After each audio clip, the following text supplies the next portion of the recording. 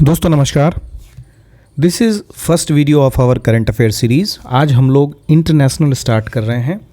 ये जो आपको पेज दिख रहा है दिस इज़ पेज 59। हमारे तर्कस करंट अफेयर्स वॉल्यूम 1 का पेज 59 है। हम लोग इंटरनेशनल करंट अफेयर से आज स्टार्ट करेंगे। आफ्टर फिनिशिंग वॉल्यूम 1 हम लोग वॉल्यूम 2 पे स्विच करेंगे। वॉल्यूम 1 में जो है वो सितंबर 2023 से लेकर 11 मई 2024 तक के करंट अफेयर्स हैं। इसके बाद के करंट अफेयर्स जो हैं वो वॉल्यूम 2 में हैं। तो हम पहले वॉल्यूम 1 का इंटरनेशनल फिनिश करेंगे, उसके बाद वॉल्यूम 2 के इंटरनेशनल पे जाएंगे। तो आज हमारा पहला टॉपिक जो है that is operation honest promise. अब ऑपरेशन ऑनेस्ट प्रॉमिस सबसे पहला चीज़ तो इससे पूछ सकता है कि ये किस चीज़ से रिलेटेड है। तो ये रिलेटेड है ईरान और इजराइल के बीच में जो कॉन्फ्लिक्ट स्टार्ट हुआ है उससे रिलेटेड है। क्या हुआ था इसमें? तो इसमें क्या हुआ था कि ईरान ने इजराइल पे अटैक किया, राइट। ईरान ने इजराइल पे अटैक किया ड्रोन से और मिसाइल से। क्यों अटैक किया ड्रोन और मिसाइल से? इसलिए अटैक किया क्योंकि ऑलरेडी जो इजराइल के नेतन्याहू हैं उन्होंने काफ़ी ऑफेंसिव लॉन्च किया है ईरान के अगेंस्ट में। अभी रिसेंट में इससे देखो बहुत सारे इंसिडेंट हुए हैं, जैसे पेजर वाला इंसिडेंट हुआ है। पूरे हिजबुल्लाह के जो भी टॉप कमांडर्स हैं उनको एलिमिनेट कर दिया गया है इजराइल के द्वारा। तो ये जो है ये एक टाइम पे उस टाइम पे स्टार्टिंग था, ये अप्रैल का टाइम है, ये उस टाइम पे स्टार्टिंग था जब चीज़ें एस्केलेट होना शुरू हुई थी। तो इस ऑपरेशन का क्या नाम है? इस ऑपरेशन का नाम देखो तो इस ऑपरेशन का नाम है ऑपरेशन ऑनेस्ट प्रॉमिस। तो ऑपरेशन ऑनेस्ट प्रॉमिस किस चीज़ से रिलेटेड है? ये रिलेटेड है ईरान और इजराइल के कॉन्फ्लिक्ट से। अच्छा, ये इस अटैक जो है स्टार्ट कब हुआ था? ये अटैक तब स्टार्ट हुआ जब इजराइल ने अटैक किया ईरान की एम्बेसी पे। कौन से एम्बेसी पे? डमस्कस में उनका एम्बेसी है, उस पे अटैक किया ईरान के एम्बेसी पे। इसके रिटेलिएशन में ईरान ने ऑफिशियली कहा कि this is in retaliation to Israel's attack on our embassy. ठीक है, तो अगर हम इसकी थोड़ी हिस्ट्री देखने जाएं कि असल में ये क्या चल क्या रहा है इतना आजकल, है ना, उससे पहले हम देखते हैं कि इजराइल का एयर डिफेंस सिस्टम कभी कभी पूछता है कि ये जो एयर डिफेंस सिस्टम है किस कंट्री का है, या फिर ऐसा पूछ देता है जैसे आपको पूछ देगा कि आयरन डोम क्या है। तो आयरन डोम एक एयर डिफेंस सिस्टम है। आयरन डोम किस कंट्री से रिलेटेड है? इजराइल से रिलेटेड है। सिमिलरली हमारे पास बहुत सारी टेक्नोलॉजीज़ हैं जैसे एरो सीरीज़, ठीक है। फिर देखोगे यहाँ पे आयरन डोम तो है ही, फिर पैट्रियट फाइटर जेट्स, तो इसमें तो पता लग जाता है। फिर एरो सिस्टम क्या है? अभी एरो सिस्टम बहुत न्यूज़ में था, इसका काफ़ी इस्तेमाल किया है उन्होंने जो अटैक्स होते हैं इजराइल पे उससे बचने के लिए। तो along with Iron Dome Arrow की महत्ता बहुत ज़्यादा है दुश्मनों से बचने के लिए for Israel. Similarly David sling या स्टनर, ये भी इजराइल का medium range air defence system है। फिर देखोगे आयरन डोम सिस्टम क्या है उनका, ये भी इजराइल का indigenous short range air defence system है, राइट। अब ईरान इजराइल का जो कॉन्फ्लिक्ट है वो किस चीज़ से रिलेटेड है, कब हुआ था? तो एक ऐसा पूछा जा सकता है इसमें, चूँकि ये न्यूज़ काफ़ी अभी रेलिवेंट है, अब यही चल ही रहा है वर्ल्ड ऑर्डर में। तो 1979 का जो इस्लामिक रेवोल्यूशन है वो किस चीज़ से रिलेटेड है ना। तो वहाँ पे क्या है, ईरान का जो शासन था वहाँ पे एक रिलीजियस स्टेट इस्टेब्लिश हुआ जब वहाँ के शाह को हटा दिया गया, ओवरथ्रो कर दिया गया, एक कू हो गया, उसके बाद उनको बिठा दिया गया। और इसी के बाद से ही जब से वहाँ एक रिलीजियस स्टेट बना, कहाँ, ईरान में, तब से इजराइल के प्रति उनका रवैया बदल गया। इजराइल के प्रति जो उनकी पॉलिसी है वो चेंज हो गई और साथ ही वो अपने आप को इस रीजन में ग्रो करने का भी काफ़ी इस्टेब्लिश करने लगा कि अपने आप को कैसे असर्ट किया जाए और अपने आप को कैसे ग्रो किया जाए। अगर तुम देखोगे इजराइल को तो यहाँ से सवाल बनते हैं, इन जो इंटरनेशनल रिलेशन है इसमें सवाल यहाँ से बन सकते हैं कि इन सारे कंट्रीज़ में कौन सा कंट्री लैंडलॉक्ड है ना। जो आपको फ़ोटो दिखाया गया है इसमें लेबनान है, इजराइल है, फिर सीरिया है, जॉर्डन है, इजिप्ट है। इनमें से कौन सी कंट्री जो है वो लैंडलॉक्ड है? तो इसमें देख सकते हो कि जो कंट्री लैंडलॉक्ड है इसको क्या करोगे तुम, कमेंट करोगे। अभी तो वीडियो पॉज करके अभी तक तुमने कमेंट कर दिया होगा कि जो कंट्रीज़ दिखाई गई हैं Egypt, Jordan, Syria, Lebanon, Israel, इनमें से कौन सा कंट्री जो है वो लैंडलॉक्ड है। अब जब हमने इतना देख लिया, अब देखेंगे इससे रिलेटेड और भी कुछ ऑपरेशंस हैं। जैसे पिछले साल अक्टूबर के महीने में क्या हुआ था, एक अटैक हुआ था, ऑपरेशन अल अक्सा फ्लड। ये ऑपरेशन जो था, इसमें क्या हुआ था कि हमास ने एक ऑल राउंड अटैक किया था इजराइल पे। इजराइल का जो पूरा बॉर्डर है वो तबाह कर दिया ड्रोन से, मैनुअल हथियार से, और इतना बढ़िया प्लान किया था उन्होंने, कोऑर्डिनेटेड अटैक था कि इजराइल स्तब्ध रह गया। वहाँ की जो इजरायली डिफेंस फोर्सेस है वो देखती रह गई, वो काउंटर अटैक मतलब इमीडिएटली काउंटर अटैक जो होता है वो नहीं कर पाए। तो इस कारण से उसके बाद इजराइल ने फिर काउंटर अटैक थोड़े टाइम के बाद स्टार्ट किया, और इस तरह से कर दिया कि जो भी उनके सपोर्टिंग एजेंसीज, अभी देखो हिजबुल्लाह के जितने भी टॉप कमांडर्स हैं, है ना, उन सब को ख़त्म कर दिया गया। तो ये चीज़ है। और इससे रिलेटेड और कौन कौन से अगर ऑपरेशंस की बात करें तो इसी ऑपरेशन अल अक्सा फ्लड को ब्लैक सबात भी बोला जाता है, या सिमचट तोड़ा मैसेकर बोला जाता है, और बाकी सब जगह 7 अक्टूबर अटैक के नाम से जाना जाता है। और यही अटैक था, यही वो अटैक था जो इजराइल हमास वार को इग्नाइट किया था, इजराइल हमास को वार को स्टार्ट किया था।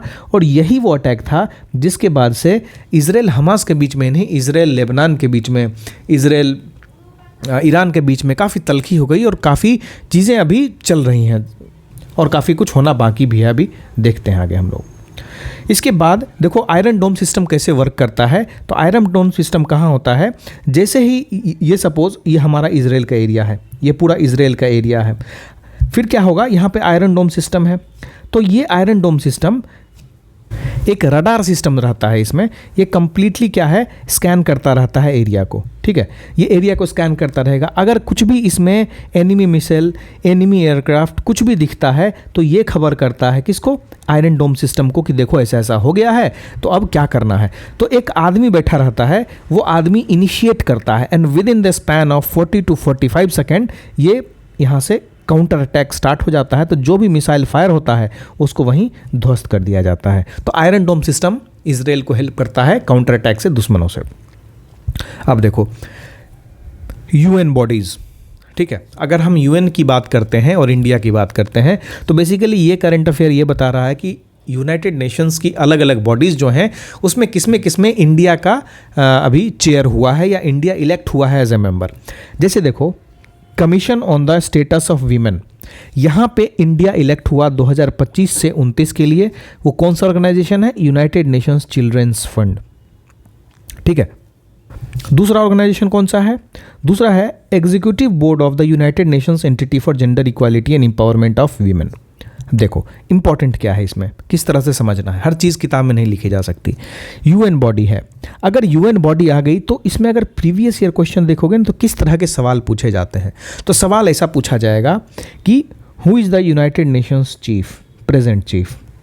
फिर पूछेगा यूनाइटेड नेशन जनरल असेंबली के प्रेसिडेंट कौन है। ये तो फिक्स रहते हैं, ये प्रेसिडेंट चेंज होते हैं हर एक सेशन के। अभी कौन सा सेशन चल रहा है, तो अभी 79th सेशन चल रहा है, 79th सेशन चल रहा है। ये जो 79th सेशन चल रहा है इसमें से इसके प्रेसिडेंट कौन है, इस उनगा के प्रेसिडेंट अभी कौन है, ये क्या करेंगे आप कमेंट करेंगे। और बहुत इजी है, ज़्यादा टफ नहीं है ना।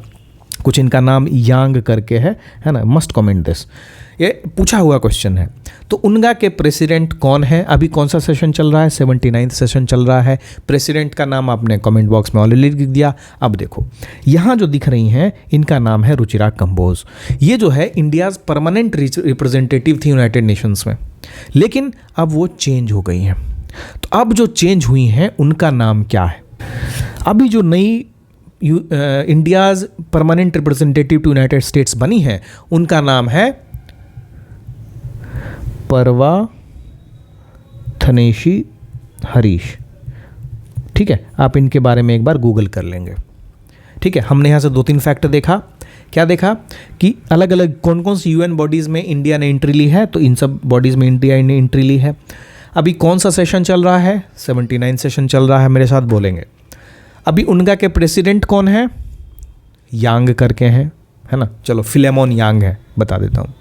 अभी यूएन चीफ कौन है, ये तो पक्का पता होना चाहिए, है ना, ये पक्का पता होना चाहिए। अगर इच्छा है तो इसको भी कमेंट कर दो वीडियो पॉज करके, otherwise must put this in your notes या किताब के बगल में वहीं पे लिख लो। फिर जो 79th सेशन हुआ है इसमें इंडिया की तरफ से किसने एड्रेस किया है? तो इंडिया की तरफ से इंडिया के फॉरेन मिनिस्टर जयशंकर साहब ने एड्रेस किया है।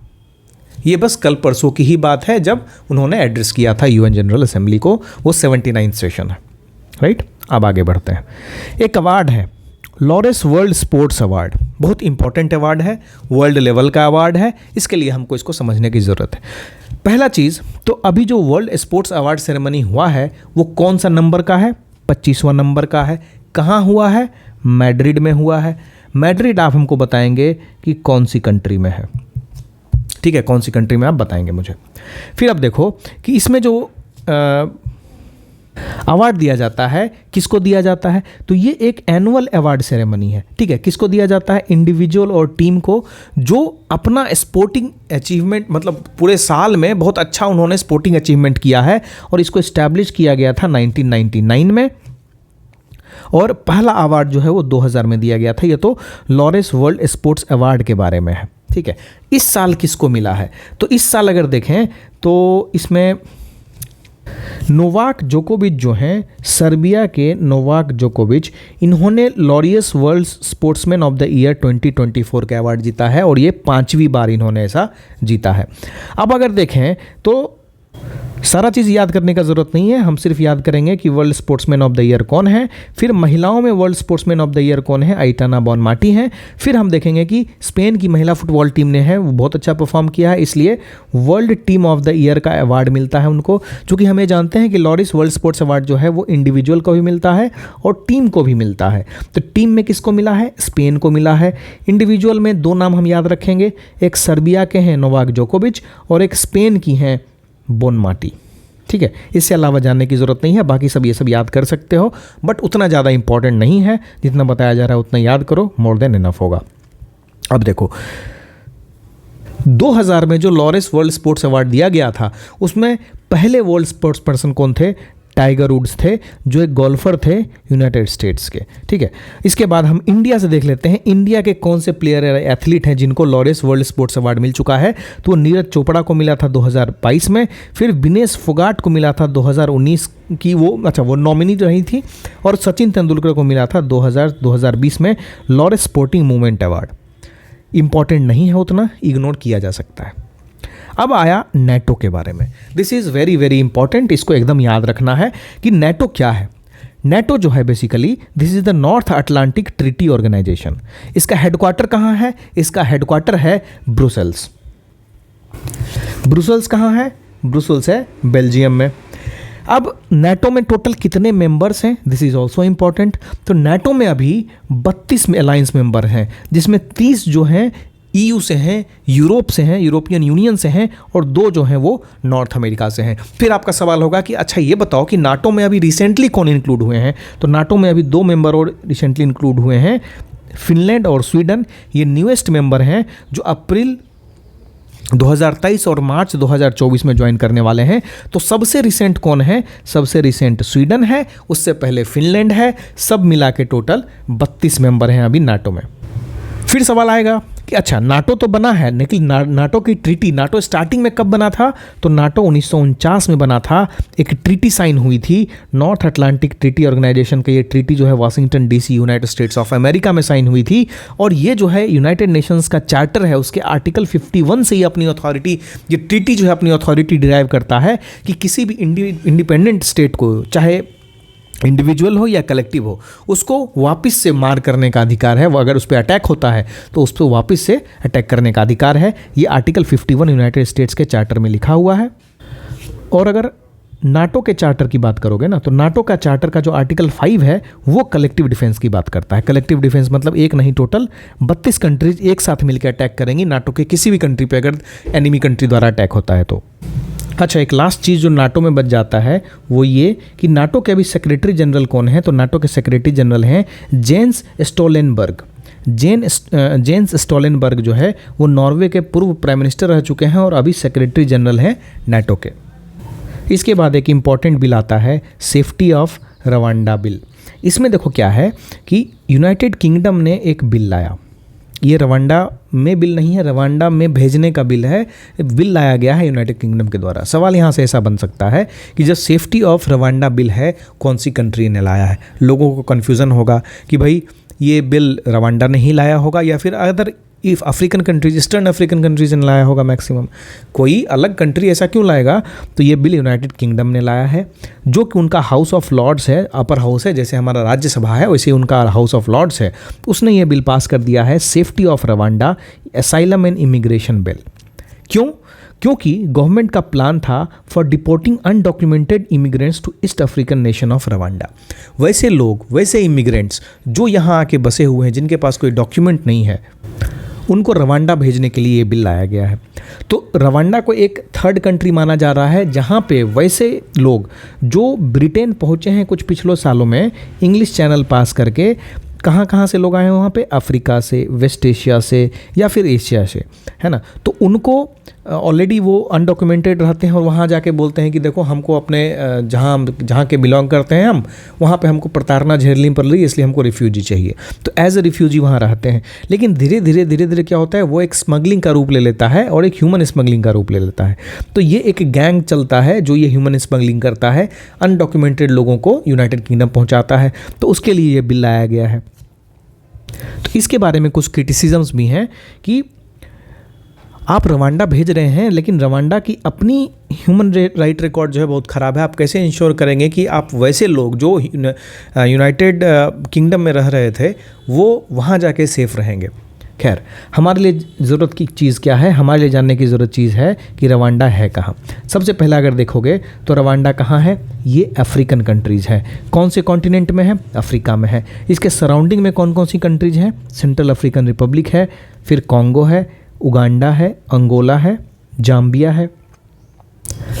इससे ज़्यादा इम्पोर्टेंट यहाँ देखो, जो लेक विक्टोरिया है, जो कि अफ्रीका की लार्जेस्ट लेक है, ये अफ्रीका की सबसे बड़ी लेक है और वर्ल्ड की second largest fresh water lake है, लेक सुपीरियर के बाद। लेक सुपीरियर कहाँ है? नॉर्थ अमेरिका में है। ये 3 कंट्रीज़ में फैला हुआ है। कौन कौन सी वो 3 कंट्रीज़ हैं? 3 कंट्रीज़ हैं, तंजानिया, उगांडा और केनिया। ये नज़दीक है रवांडा के, लेकिन रवांडा में नहीं है। तंजानिया में सबसे ज़्यादा है 49%, उगांडा में है 46% और केनिया में है मात्र 9% के करीब में, या 6% के करीब है ना। तो ये हमने बात की लेक विक्टोरिया की। वापस अगर हम चलते हैं रवांडा में, तो रवांडा के आसपास कौन कौन सी कंट्रीज़ हैं हमने देख लिया। डेमोक्रेटिक रिपब्लिक ऑफ कॉन्गो है, उगांडा है, तंजानिया है, बुरुंडी है, राइट। इसके बाद हम चलते हैं अपने अगले टॉपिक पे। अगला टॉपिक है ग्रुप ऑफ फ्रेंड्स मीटिंग, है ना।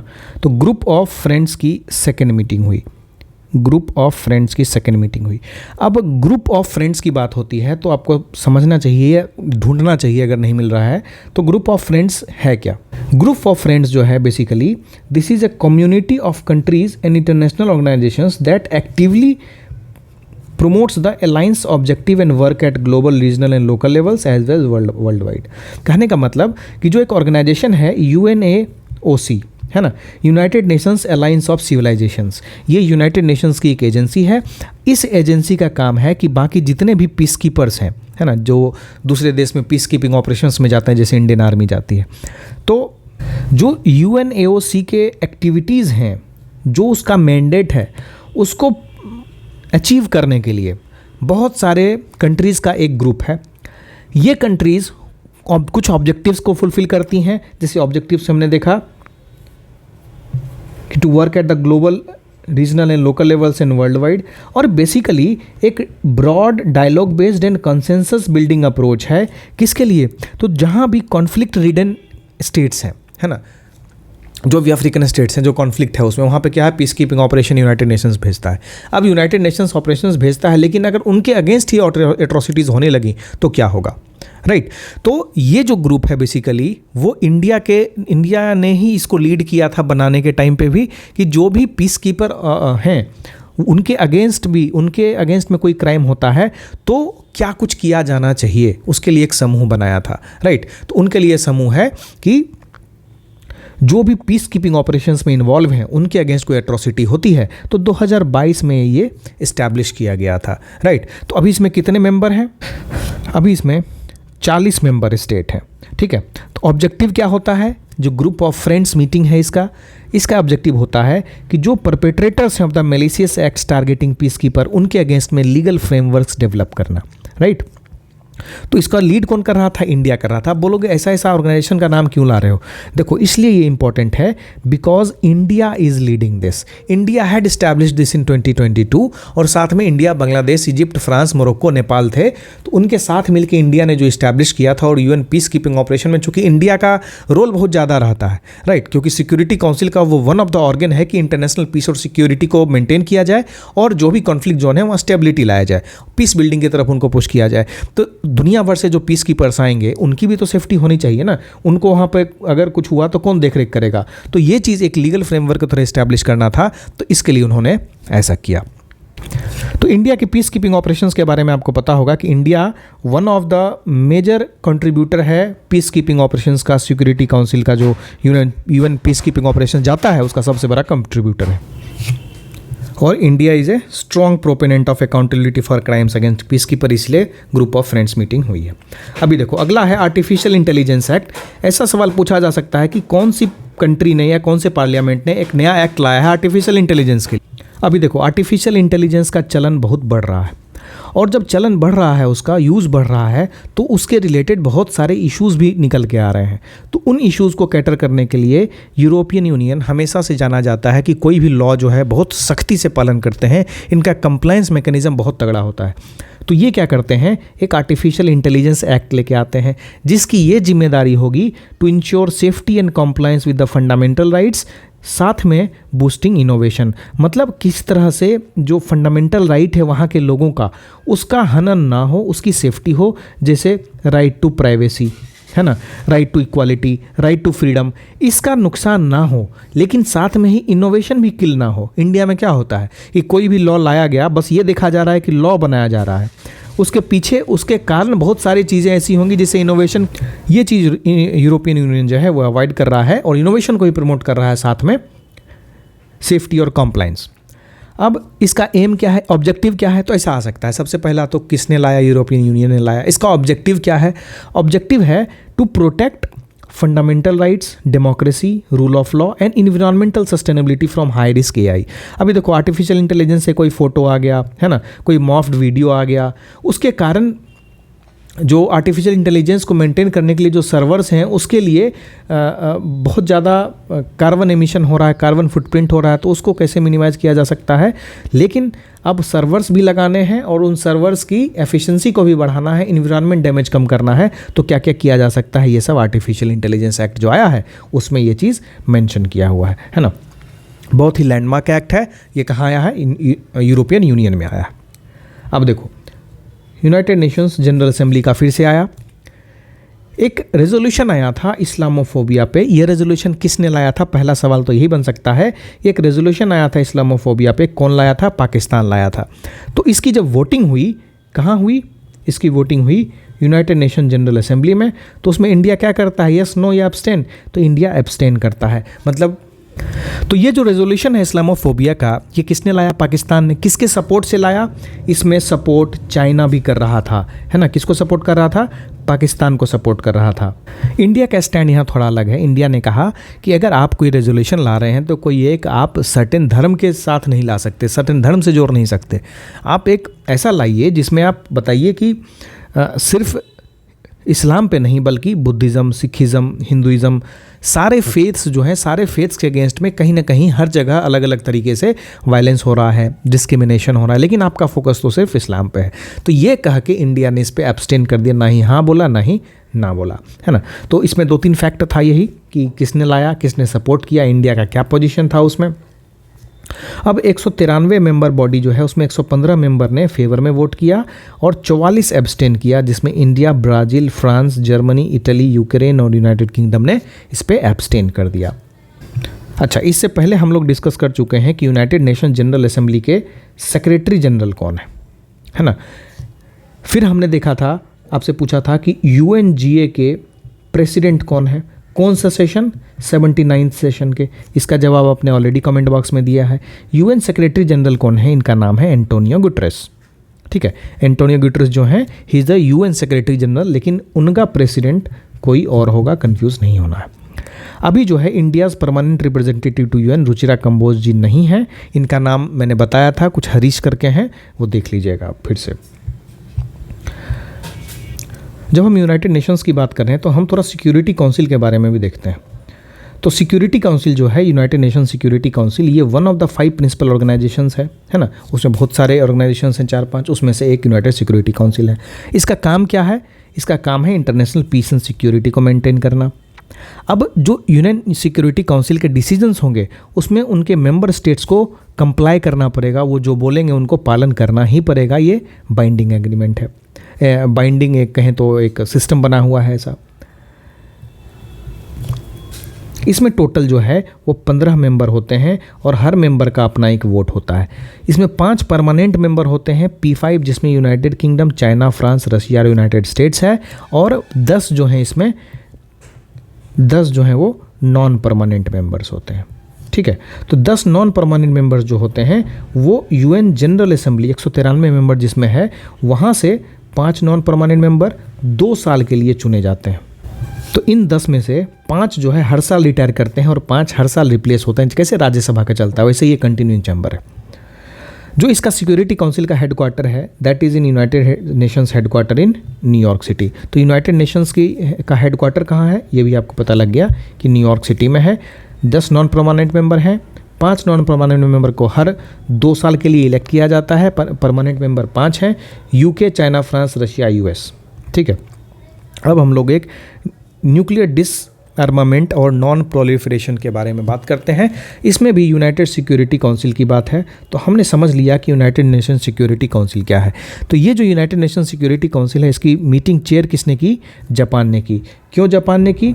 जापान ने की क्योंकि यूनाइटेड नेशंस में कोई भी चेयर जो है वो रोटेट होता रहता है, कभी अलग एक रीजन को परमानेंटली नहीं मिलता है। तो इस बार जापान की बारी थी जिसने न्यूक्लियर डिसआर्मामेंट और नॉन प्रोलिफरेशन की मीटिंग को चेयर किया था। और इसमें इसको जो चेयर कर रहे थे उनका नाम था योको कामिकावा। बिल्कुल भी इंपॉर्टेंट नहीं है, याद करने का नहीं है। हमने सिक्योरिटी जनरल देख लिया, कौन थे? UN secretary general Antonio Guterres. तो यहाँ पे बस याद करने वाला फैक्ट है कि अभी जो डिसआर्मामेंट और नॉन प्रोलिफरेशन का एक डिबेट हुआ, जो एक मीटिंग हुई थी, इसको चेयर कौन कर रहा था? जिसको चेयर जापान कर रहा था। इसलिए इंपॉर्टेंट है क्योंकि यूनाइटेड नेशन से बहुत बार तरह तरह के अलग अलग तरह के सवाल पूछे जाते हैं, तो दिस इज़ इम्पॉर्टेंट कि वो हमको समझना पड़ेगा। फिर इंडिया के अगर न्यूक्लियर सिचुएशन को देखोगे, चलो हम इसको आगे देखते हैं, जब हमारा आएगा एक कुडनकुलम वाला न्यूज़ है उसमें हम उसको देखेंगे। अभी देखो, एक कजुवेली वाटरशेड रीजन है तमिलनाडु में, उसको वर्ल्ड मॉन्यूमेंट्स फंड वॉच के लिए सेलेक्ट किया गया है। तो फिर आपका सवाल होगा कि वर्ल्ड मॉन्यूमेंट्स वॉच प्रोग्राम है क्या? तो ये जो है एक नॉमिनेशन बेस्ड प्रोग्राम है जो local heritage preservation to global awareness and action को रिलेट करता है। देखो, इसमें याद रखने वाला चीज़ बस एक है कि तमिलनाडु का कौन सा रीजन, काजुवेली रीजन, किस चीज़ से रिलेटेड है? वर्ल्ड मॉन्यूमेंट्स फंड वॉच से रिलेटेड है। किसके लिए जाना जाता है? तो उसमें क्या है, इनक्रेडिबल नेटवर्क ऑफ टैंक्स हैं जो थाउजेंड्स ऑफ ईयर्स एगो बनाए गए हैं, और ये वाटरशेड एरिया बन जाता है जिसके कारण इसको किसी न किसी पुराने मॉन्यूमेंट्स में, जैसे वर्ल्ड हेरिटेज साइट होता है ना, उस तरह से ही एक चीज़ है जिसमें इसको नॉमिनेट किया गया है। और ज़्यादा इसमें दिमाग लगाने की ज़रूरत नहीं है। अगर ज़्यादा पूछे कि वर्ल्ड मॉन्यूमेंट्स फंड क्या है, तो वर्ल्ड मॉन्यूमेंट्स फंड जो है इसका हेडक्वार्टर न्यूयॉर्क सिटी है ना, न्यूयॉर्क सिटी है। और कंबोडिया, फ्रांस, इंडिया, हर जगह इनका हेडक्वार्टर रहता है, बट बेसिकली न्यूयॉर्क सिटी में इनका मेन सेंट्रल ऑफिस है। और 1965 के बाद जो वर्ल्ड मॉन्यूमेंट फंड की ऑर्गेनाइजेशंस हैं उनका फोकस यही रहता है कि वर्ल्ड की जितनी भी डाइवर्स कल्चरल हेरिटेज साइट्स हैं उन पे किस तरह से रेगुलेशन किया जाए, उनको किस तरह से प्रोटेक्ट किया जाए, उनको किस तरह से प्रोटेक्ट करने के लिए क्या क्या काम किया जाए। बस इससे ज़्यादा इंपॉर्टेंट नहीं है इसमें। अब यहाँ से सवाल बहुत इंपॉर्टेंट बनता है कि कौन सी कंट्री ने एबॉर्शन को एक कॉन्स्टिट्यूशनल राइट बनाया? तो इसका आंसर है फ्रांस। दूसरा सवाल बनता है कि फ्रांस ने एबॉर्शन को कॉन्स्टिट्यूशनल राइट कब बनाया? इंटरनेशनल वीमेंस डे के दिन बनाया। अब फ्रांस जो है वर्ल्ड की पहली कंट्री बन गई है that guarantees abortion as a constitutional right. है ना। तो एक अमेंडमेंट पास किया गया है, कहाँ पे, फ्रेंच पार्लियामेंट में पास किया गया है, ठीक है। अभी जो है फ्रेंच प्रेसिडेंट चेंज हो चुके हैं, इमैनुअल मैक्रोन नहीं है, ये आप देख लेंगे कौन है प्रेसिडेंट। अगला टॉपिक है यूनाइटेड नेशंस एनवायरनमेंट असेंबली से रिलेटेड।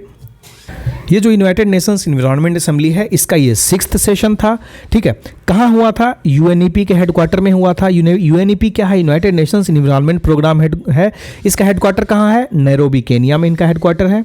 जो 6ठा सेशन हुआ है यूनाइटेड नेशंस एनवायरनमेंट असेंबली का, उस सेशन का थीम क्या है, उस सेशन का थीम है effective, inclusive and sustainable multilateral actions to tackle the triple planetary crisis of climate change, nature, biodiversity loss and pollution and waste।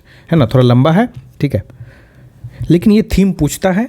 Generally यहाँ से सवाल बन सकते हैं कि यूनाइटेड नेशंस एनवायरनमेंट असेंबली का कौन सा सेशन है, फिर सवाल बन सकते हैं कि उसका थीम क्या है, फिर यूनाइटेड नेशंस जो एनवायरनमेंट प्रोग्राम है इसका हेडक्वार्टर कहाँ है, राइट।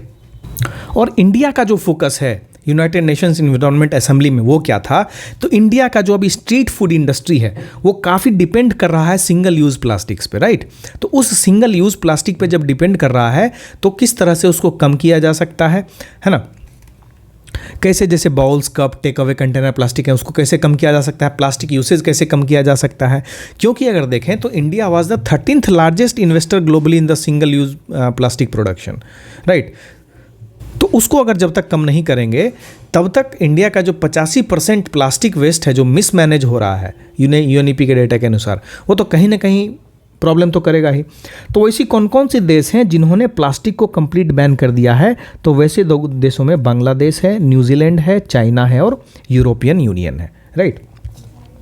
अगला है, एक रिपोर्ट आई है FAO के द्वारा, वो रिपोर्ट है द अनजस्ट क्लाइमेट रिपोर्ट।